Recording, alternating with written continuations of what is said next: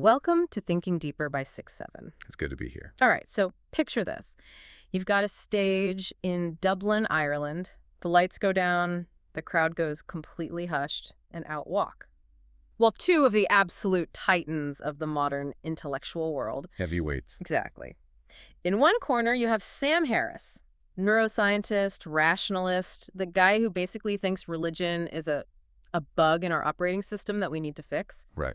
And in the other corner, Jordan Peterson, clinical psychologist, mythologist, the man who thinks that without the ancient stories of religion, we are all basically doomed to chaos. It's the ultimate showdown, really. It is. It's facts all the way down versus the Jesus smuggling that might just save civilization or doom it. And standing between them, Douglas Murray, who isn't just moderating but throwing punches of his own. Yeah, Murray never just sits back. So today we are unpacking their legendary debate on whether human beings can actually be good without God, or if we're just, kidding ourselves. It really was a heavyweight fight, wasn't it?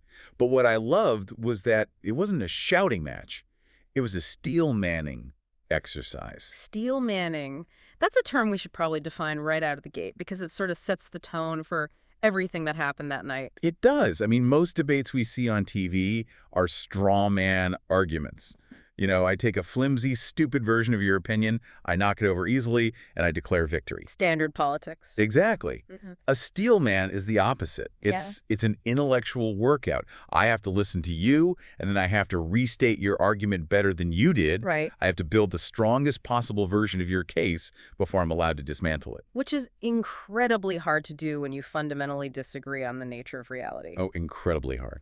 Harris and Peterson were trying to find the strongest version of the other side's argument regarding God, atheism, and, well, the foundations of ethics.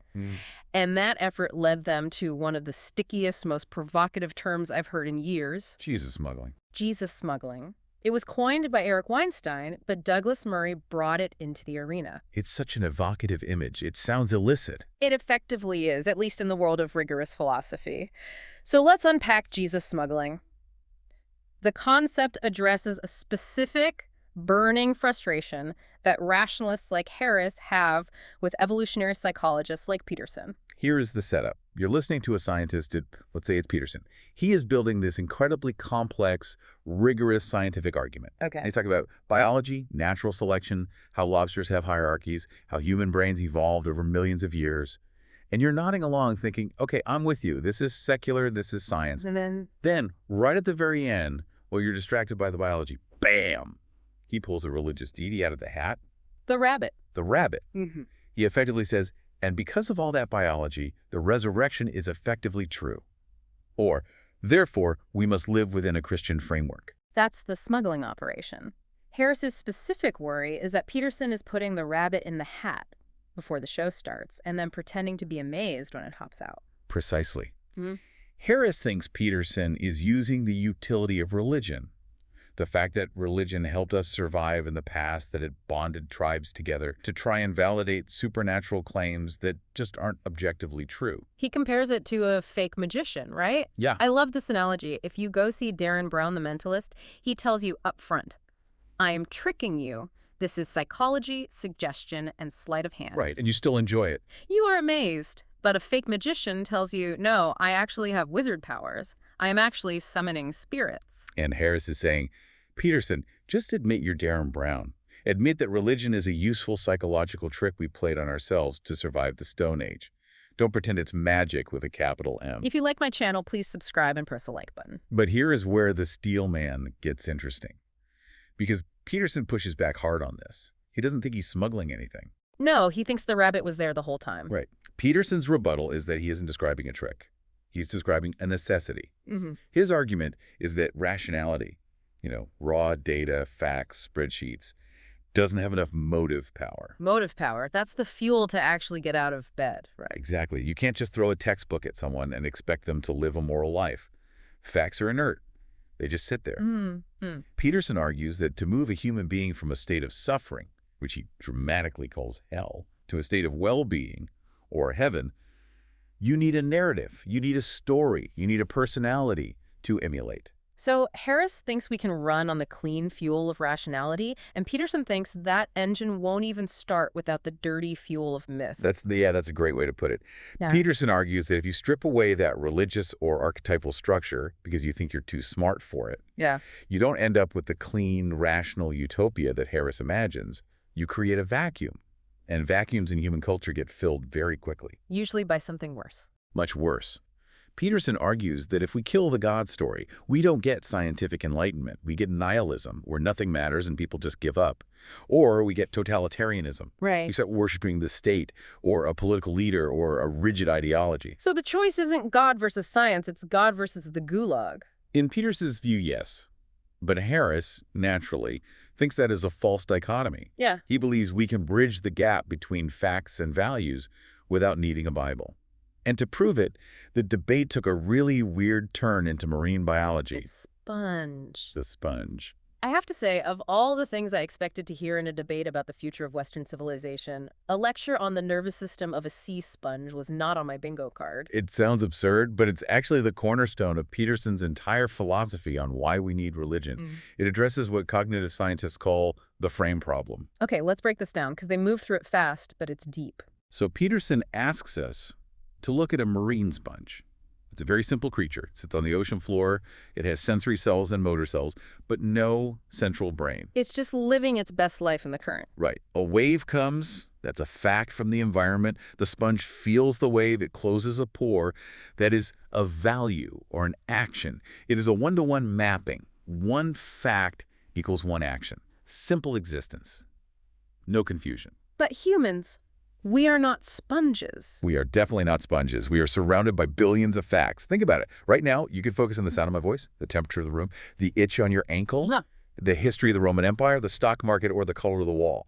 Infinite data points. And I can only do one thing at a time. I can't write a novel and cook a steak simultaneously. Exactly. You have infinite input, but a very narrow channel for output. So here is the million-dollar question. How do you reduce a billion facts down to one single action? How do you decide what to do next? You need a filter. You need a massive filter. You need a hierarchy of values that tells you, ignore the wall color, ignore the itch, focus on the conversation. Right. Peterson argues that this filter is our value system. It is our narrative. And he claims that structure isn't something we just invented last Tuesday. It has evolved over 3.5 billion years to help us survive.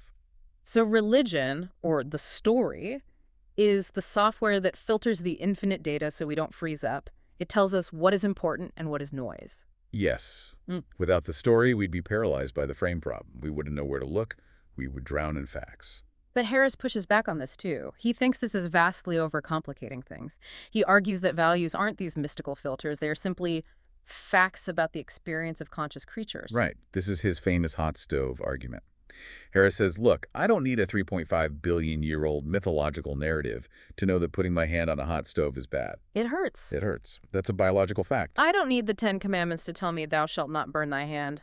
Exactly. Yeah. Harris is saying that the baseline for morality is biological, not mythological. Yep. Pain is bad. Well-being is good. We can build a moral code just on that, on the obvious reality of suffering and flourishing. We don't need the Jesus smuggling to know that starving children is wrong. And to prove how easily we can be manipulated by stories and meaning, Harris brought up a really funny anecdote about a tarot card reader he saw in Dublin. He used it to attack the fake magic of religion. Oh, this was pure theater. Harris basically threatened to perform a magic trick on the audience right there in Dublin. He did. He said, I could do a fake tarot reading for you right now. He imagines pulling two cards, the Sun and the Hanged Man, and he says he would look the person in the eye and say, I can tell that you are at a crossroads in your life. You have opportunities you aren't using. You feel misunderstood? And the point is, 95% of the audience would nod and say, wow, how did he know? That's me. It's the Barnum effect, general statements that feel personal. Harris argues that religion works the exact same way. It's a fake magic trick. It creates a psychological effect. You feel understood, you feel oriented, you feel safe, but the mechanics are based on superstition, not truth. He's saying we can get the psychological benefits without buying into the nonsense. We can have community and morality without believing in the hanged man or the resurrection. But Peterson, He flipped this on its head in a way I didn't see coming. This was the moment where I thought, okay, these two are operating on different planets. It's a jujitsu move. Yeah. Peterson agrees it's a projection. He agrees the cards have no magic power. He's not crazy. He's a scientist, too. Right. But he argues the mechanism isn't just fake. How can it be a lie and not be fake? That sounds like a riddle. He compares it to a horse reading body language, or that deep interpersonal attunement you get in a good therapy session. He says the truth isn't in the cards, the truth is in the interaction. The ritual of the tarot allows two people to connect and uncover psychological truths, even if the tool they use is nonsense. So for Peterson, the process validates itself if it works. If you leave that tarot reading with a better understanding of your life, then the lie was actually a vehicle for truth. That is a very succinct way to put it. Harris sees a lie that works. Peterson sees a tool that works. This friction between the useful lie and the objective truth led them to a concept that I found genuinely sad. They called it the tragedy of the clergy. This came from Douglas Murray, referencing the theologian Don Cupitt. The tragedy is the idea that many clergy members, priests, pastors, rabbis, they know intellectually that the religious stories are metaphors. Yeah. They've been to seminary. They know the world wasn't made in 7 literal days. They know Noah's Ark is a myth about chaos management. But they can't say it. They can't just come out and say, it's all a metaphor, folks. They can't. Because the congregation needs the philosophy for the masses. They need the literal story. If the priest gets up on Sunday morning and says, hey guys, just so you know, God is actually just a metaphor for the highest potential of the human psyche, the pews empty out. The magic is gone. It becomes a philosophy lecture, and nobody wakes up early on Sunday for a philosophy lecture. And the funding is gone. So the clergy are trapped. They have to preach a literal truth they might not fully believe to save a structure they know is necessary for the community's health. That is a heavy burden. And it creates a dilemma for us, the laity, especially when it comes to parenting. This was a major point of anxiety for both Murray and Peterson. If we kill the God story because it's not literally true, what replaces it for our kids? Harris, of course, has a very different take. He uses the Batgirl argument. I loved this. He says, look, I have daughters. They dress up like Batgirl. If I told them Batgirl was real, they believe me. Right. We lie about Santa. We lie about the Tooth Fairy. But we treat that as a phase. We expect them to grow out of it. Harris asks, why can't we treat religion the same way? Why do we have to pretend it's true forever? He thinks we are treating the human race like children who can't handle the truth. But Murray points out a fascinating sociological trend that challenges Harris's confidence. He notes that many baby boomer atheist people who aggressively rejected religion in their 20s are now sending their children to Christian schools. It feels hypocritical, doesn't it? I don't believe in God, but I want my kid to go to Mass. It does, but Murray suggests it's actually practical. It's an admission of failure. Failure of the secular world. Yeah. Murray argues that secular society has failed to produce a non-embarrassing alternative. Right. We haven't built a secular structure for rites of passage, for community, for moral instruction. There's no atheist Sunday school that actually builds character. You can't send your kid to science camp every Sunday for moral guidance. It doesn't work the same way. There's no community singing, no shared ethos. Exactly. So parents, even non-believing ones, look at the public schools, look at the culture, get scared, and outsource that moral structure back to the church. They are effectively saying, I don't believe the story, but I want the results the story produces. That's a stinging critique of secularism. Harris calls it a failure of nerve. He thinks we shouldn't retreat to the pseudo-stories of the past just because we haven't finished building the future yet. He thinks we need to grow up and do the hard work of building those secular communities. But growing up is dangerous when you don't know the rules yet. And this uncertainty about rules, about what is right and wrong without God, spills over directly into the political segment of their discussion. Because if you remove the religious narrative, the political narrative becomes the new religion. And boy, did it get heated here. They started talking about the modern cultural landscape, and specifically the accusation that they are all gateways to the alt-right. Which is an accusation all three of them have faced repeatedly. Murray describes modern culture as a field full of hidden tripwires. You're walking along, engaging in a conversation, and you say something about Islam or pronouns or national borders. And boom! Yeah. You've crossed a line you didn't even know was there. You are socially destroyed. You're canceled. And the ultimate weapon in that destruction is what they called the Godwin's Law of modern ethics. Yes. The idea is that the only history anyone seems to know anymore is Hitler was bad. That is the absolute baseline of morality. So if I disagree with you and I need to prove you are bad, I have to draw a line connecting you to Hitler. So everyone you disagree with becomes a Nazi. It's lazy, but effective. It's a mechanism to shut down thought. If you're a Nazi, I don't have to listen to you. I just have to punch you. But Peterson did something interesting here. In the spirit of the Steel Man, he tried to defend the left. He tried to explain why they attack him, from their perspective. It was a moment of empathy, actually. He argues that he defends hierarchies. He believes competence hierarchies, where the best plumber gets the most work or the best neurosurgeon gets the hardest cases, are good and necessary. But the left represents the dispossessed. Right. The left represents the people at the bottom of those hierarchies. And since every hierarchy inevitably leaves some people at the bottom, the left looks at Peterson and worries that by descending the hierarchy, he's justifying tyranny. They think he's saying the poor deserve to be poor. Which isn't what he's saying, but he admits that's a valid fear for them to have. The problem, though, is the asymmetry. The group discussed how we all know when the right goes too far. We have a box for that.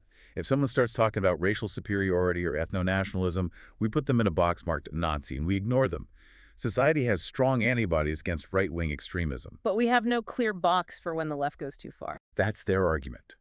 When does a call for inclusivity become authoritarian? When does equality of outcome become a tyranny that crushes individual competence? We don't have the cultural antibodies for left-wing extremism the way we do for the right. We don't know where the line is. And one of the drivers of that confusion, surprisingly, it might be empathy. This was the empathy trap. This is a counterintuitive point, but a crucial one. We're raised to believe empathy is the highest virtue. But Peterson and Murray argue that empathy is actually a terrible guide for public policy. Which sounds harsh. Empathy is bad. Not bad, but limited. It doesn't scale. The example Murray used was the refugee crisis. He points out that if you tell a sad story about one single refugee family show, a picture of a child on a beach, you can change a whole country's policy overnight. Angela Merkel famously did this in Germany. You empathize with the one, the story gets you. But you cannot empathize with a million people. The human brain can't do it. And Peterson argues that if you base policy on that reflexive, I feel your pain, empathy for the one, you often create chaos for the million. It's the difference between feeling good and doing good. Feeling good is immediate. Doing good requires math. Exactly. Peterson used a very powerful phrase. Mercy on its own leads to hell. Justice on its own leads to hell. You need a balance. Empathy often signals moral superiority. Look how much I care.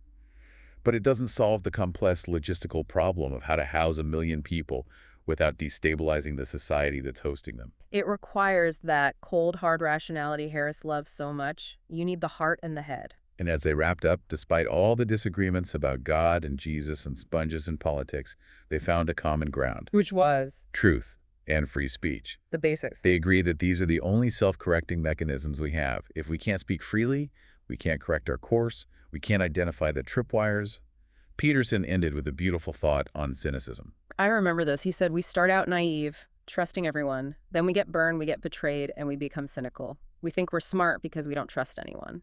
But he says, you can't stop there. Cynicism is just a step up from naivety. It's a defense mechanism. The highest aim is to trust people, despite their flaws, to risk the conversation. To assume your opponent, even if you think they are smuggling Jesus or leading people to the alt-right, might actually have something to teach you. Because the alternative to conversation is violence. That's the bottom line. If we stop talking, we start fighting. And that leads us to the final thought for this deep dive. Harris wants to destroy the myths of religion because he thinks they are false and they hold us back. He sees us as adults playing with dangerous toys. But Peterson sees those myths as the protective walls that keep the chaos out. He thinks the walls are the only thing keeping us safe. So the question I want to leave you with is this. If we successfully destroy the myths of religion, as Harris wants, are we actually freeing ourselves? Or are we just tearing down the only walls that keep the dangerous children of modern society from tearing each other apart? It's a gamble, and we are all part of the experiment. Something to think about the next time you see a tarot card reader or a sponge. Thanks for listening to Thinking Deeper by 6-7. We'll catch you on the next dive.